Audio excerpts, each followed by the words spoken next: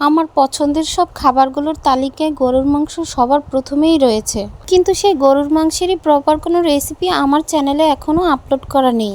সে কারণে গরুর মাংসের খুবই মজাদার একটি রেসিপি তোমাদের সাথে আজ শেয়ার করব। প্রথমে এখানে তেলের মধ্যে আমি পেঁয়াজ আর একটা পাকা টমেটো ব্লেন্ড করে রেখেছিলাম, সেটাই দিয়ে দিয়েছি। পেঁয়াজ আর পাকা টমেটোর পেস্টটা একটু কিছুক্ষণ ভেজে নিয়েছি তেলের ভিতর, যাতে এর কাঁচা গন্ধটা একটু চলে যায়। এরপর এখানে গোটা কিছু গরম মশলা দিয়ে দিয়েছি, আর দিয়েছি আদা রসুন বাটা আর গরম মশলা বাটা। এই মশলাগুলোকেও খানিকক্ষণ তেলের মধ্যে একটু ভেজে নিয়েছি। এই পর্যায়ে সামান্য একটু পানি দিয়ে দিয়েছি, যাতে এই মশলাটা নিচে পোড়া না লেগে যায়। এখন এখানে হলুদের গুঁড়ো, মরিচের গুঁড়ো, জিরের গুঁড়ো আর লবণ দিয়ে দিব। ধাপে ধাপে এখানে আমি প্রতিটা মশলা অ্যাড করছি আর খুব ভালোভাবে মশলাগুলোকে কষিয়ে নিচ্ছে। প্রতিটা রান্নাতেই কিন্তু মশলা যত ভালোভাবে কষানো হয় ততই সে রান্নার স্বাদ বেড়ে যায়। মশলাটা খুব ভালোভাবে কষানো হয়ে গেলে এখানে আমি আগে থেকে ধুয়ে রাখা গরুর মাংসটা দিয়ে দেব।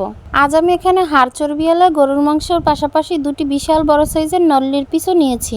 এবার এই মাংসটাকে দিয়ে মশলার সাথে খুবই ভালোভাবে সময় নিয়ে একটু কষিয়ে নেব। খেয়াল নিশ্চয়ই করেছো, এখানে আমি গরুর মাংসে দেওয়ার জন্য ছোট ছোট কিছু আলুও নিয়েছি। শীতের সময় যখন নতুন আলু বাজারে উঠতে শুরু করে, এই ভিডিওটি কিন্তু তখনকার সময় তৈরি করা, তাই এই নতুন আলু দিয়ে আজকে গরুর মাংসটা রান্না করছি। বাজারে যখন নতুন আলু উঠতে শুরু করে তখন কিন্তু সেই নতুন আলু দিয়ে যেটাই রান্না করা হোক না কেন সেটাই খেতে অনেক মজা লাগে।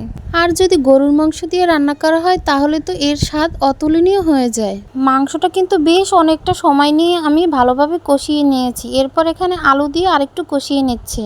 কষানো মাংসের কালারটা দেখেছো কি সুন্দর এসেছে, তাই না? আমি তো এই পর্যায়ে নিয়ে কিছুটা মাংস তুলে খেয়ে ফেলেছি। কে কে আমার মতো এরকম কষানো গরুর মাংস পছন্দ করো বলো তো? আমার তো ভীষণ পছন্দের। রান্না করা গরুর মাংসের তুলনায় কিন্তু কষানো মাংসের টেস্ট বেশি মজার হয়ে থাকে।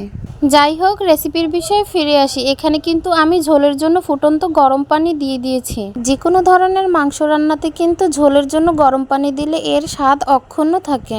রান্না করার পর তরকারির কালারটা দেখো তো কি দারুণ এসেছে, পুরোই ফিদা হয়ে যাওয়ার মতো। আমার রেসিপি ফলো করে এভাবে একবার গরুর মাংস বাড়িতে ট্রাই করে দেখতে পারো, এর স্বাদ মুখে লেগে থাকবে।